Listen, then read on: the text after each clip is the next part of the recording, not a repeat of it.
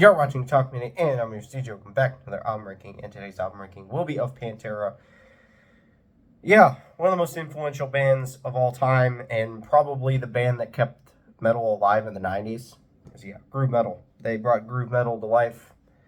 They were the first ones to really do that style and do it well with Cowboys from Hell, the album that basically inspired all of the 90s groove metal, what Overkill did, and like what other bands from the era started to do, what Slayer started to do. Yeah, very influential band and home to one of the best guitar players of all time, Dimebag Darrell. I will mention a lot of like what I think are the best Dimebag Darrell moments on these albums. 9 studio albums, let's go into it. Enough rambling, enough bullshitting. But number 9 is Far Beyond Driven. I know controversy to start this out. While not being bad, I don't find myself wanting to revisit this one very often because, yeah, Pantera's other albums are better, honestly. And, yeah, like, there are massive songs on this album and a lot of ones that can be skipped. Massive songs on here being Become, 5 Minutes Alone, I'm Broken, Slaughtered, Shedding Skin, and Throes of Rejection. Really great songs there, but some of the other ones I really don't care for. And yeah, I go for the hits. That album's basically like the hits and then there's fillers. So yeah, sorry to say that, but that's just how it goes. Number 8, Power Metal from 1988. Yeah, one of the ones before Cowboys from Hell. This is the case of one song bringing the record down, which is PST. Just why? Why? This, I'm sorry for being negative, but this song is the worst Pantera song of all time. Like, it is the worst Pantera song. And if you listen to it, you'll understand why. The other songs on this album are fantastic. Power Metal is Pantera's only speed metal release, and Mix It with Glam that equals a unique thrill. The transition record into the 90s. Pantera shows what is to come on this album. Couldn't get my words out. 9.3 out of 10. The last one, Far Beyond Driven, 8.8. My favorite song on this one is Hard Ride. Absolutely a fantastic song. Far Beyond Driven's best song is 5 Minutes Alone, the one that I mentioned before. Number 7 falls into the same boat as Far Beyond Driven, but just a little bit better, which is Reinventing the Steel from 2000. Not really a whole lot to say about this album, as it's, well, a Pantera album. It sounds like a Pantera album, but a different sound to it as well than before, but the same type of lyrical content, that whole like southern like cowboys type shit. But another album I find it has filler and isn't fully locked in. Some of the songs on this one being, some of the best songs on here is Goddamn Electric, Yesterday Don't Mean Shit, Hellbound to start the record, that one's good. Cast a Shadow, Death Rattle, those are good. And Revolution Is My Name is the best song on here, with being a 9.4. Good album, but yeah. The 6 above it are way better, honestly. Number 6 is I Am the Night from 1985. A fantastic album in instrumentation, but lyric-wise is lacking. From the squealing guitars to the drawn-out solos, this record fully showcases Dimebag Darrell's talent with the axe. It's the last album with Terry Glaze on the vocals, and yeah, I actually like his performance on this album. I think Terry Glaze's performances were quite good, and I didn't really see a problem with his vocals. And I don't see any problem with Phil Anselmo's vocals either. But yeah, not as good as the ones released before it. 9.5 out of 10. Best song here is Right on the Edge. Just an absolute ripper. And one that you won't feel any like why did I listen to that? Number 5 is Projects in the Jungle from 1984. I have a new appreciation for this album. It was I think, at the very bottom the first time going in, while being nowhere near how good Metal Magic is. Projects in the Jungle has ripping guitar solos, and yeah, the Dimebag Daryl riffs that we all love, but a little bit different because it's like the glam metal era. The songs go pretty hard even for glam metal, and is far better than some in the genre of that era too. I would put this ahead of some of the other albums that came out in '84. Can't really think of them off the top of my head. It's crazy to think this band always dismisses these 4 albums, which I think is kind of criminal. I'd love to. Reissue these albums, please. Please reissue these records. I would love to pick up copies of these sometime. I have a few times, but I've picked up copies of 2 of the original records, as you just seen with I Am the Night.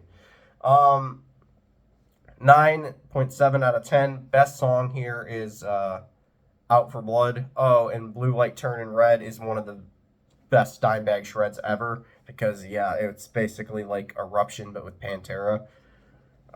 It's basically just the song is a solo. That's the song, and it's just amazing. Go check that one out too. That's definitely worth your time. Number 4 is The Great Southern Trendkill from 1996, the heaviest, most intense Pantera record to date. Vastly different from anything before, and unlike Far Beyond Driven in the fact that all songs are interesting. The vocals stand out from being much more guttural and primitive than anything Pantera has released before and since. This album used to be my favorite until a few years ago, and if it is your favorite, you're not wrong. Honestly, you're not wrong. This could be somebody's favorite, and I would fully agree with them. Like, okay, it's not my favorite, but it can be your favorite, and there's nothing wrong with that. 10 out of 10, first fully 10 out of 10 record. Pantera only has 4 of them, in my opinion, that are like perfect. Best song here is Suicide Note Part 2. Absolutely. Absolutely. That's the best song on this album, and just is an absolute ripper. It's straightforward madness. Number 3 is actually the one that started it all, Pantera Metal Magic, the debut from Pantera. Pantera really started out quite well with this album that rivals some of the other glam records. I'd put it up there with like Motley Crue's for that year, and it really is that good. And it has some really good songs on it, like Ride My Rocket is really good to start the record. Tell Me If You Want It, Metal Magic, Widowmaker. There's a lot of great songs on here. A band that had the talent, but not the backing. This album fell under the radar, and the time, basically no attention with the radio. It sucks that this is the case, but in my opinion, Dimebag Daryl has some of the best guitar moments of his career on this record to start. Like, yeah, best song here is Latest Lover. Absolutely love that song. I think it's just hands down one of the best Pantera songs of all time, and one you should check out. Oh, and don't get the bootlegs, because the bootlegs are very much don't get the bootleg of this, because the bootleg is very like noisy and kind of irritating to listen to, but you can check that out on YouTube. They have it on YouTube. Number 2 is Vulgar Display of Power from 1992. Tremendous follow-up to Cowboys from Hell. That is number 1. Sorry, I'm not spoiling it here. You already know it's number 1. If you didn't know, like, I think I mentioned it early on in the video, or maybe I didn't, I don't know. While not being as good, it carries the sound over nicely with that overbearing guitar tone and the songwriting that is basically Cowboys from Hell Part 2. The only real difference is the primary usage of the hardcore / like guttural vocal that Phil Anselmo does on this record, and less of the high notes like the previous, less of the like glam metal type thing. Vulgar Display is up there with the most influential releases, as it added further to the groove metal sound, and yeah, I do think their quality took a dip with Far Beyond after that. I'm not trying to rip on that record. Favorite song is A New Level. Absolutely fucking love A New Level. It's one of my favorite Pantera songs. And that brings us to number 1, Cowboys from Hell. Of course, Cowboys from Hell, the one that basically put this band on the map. The album that changed metal and introduced the groove metal sound. Every band tried to copy this era and quite failed because every other band decided to downtune and try that. Which, yeah, if you know groove metal, like, groove metal's known for downtuning because other bands tried it, and Pantera then had to follow suit with Far Beyond Driven. Ultimately, Pantera's peak, as nothing comes close to this album. The song selection is Pantera's biggest songs. The guitar tone is legendary and is the tone we all tried to replicate as like kids just playing guitar. And yeah, we never actually got it. I still haven't got this guitar tone down. Still haven't gotten it down. Still haven't found the right equipment to do it. Nor am I trying because like I want my own tone now. Truly up there in the discussion of the most important albums of all time in the metal scene. Perfection from front to back, and impossible to pick a favorite. Yeah. Honestly, this is... Pantera's Cowboys from Hell is honestly one of the most influential records that ever came out in metal. And Pantera was never going to follow it up. We all knew that an album like that is not follow-upable. But Vulgar Display is pretty good in that factor, but yeah. So, that's how I rank Pantera. Hope everyone isn't too mad, but knowing that, yeah, I probably dug my own grave, but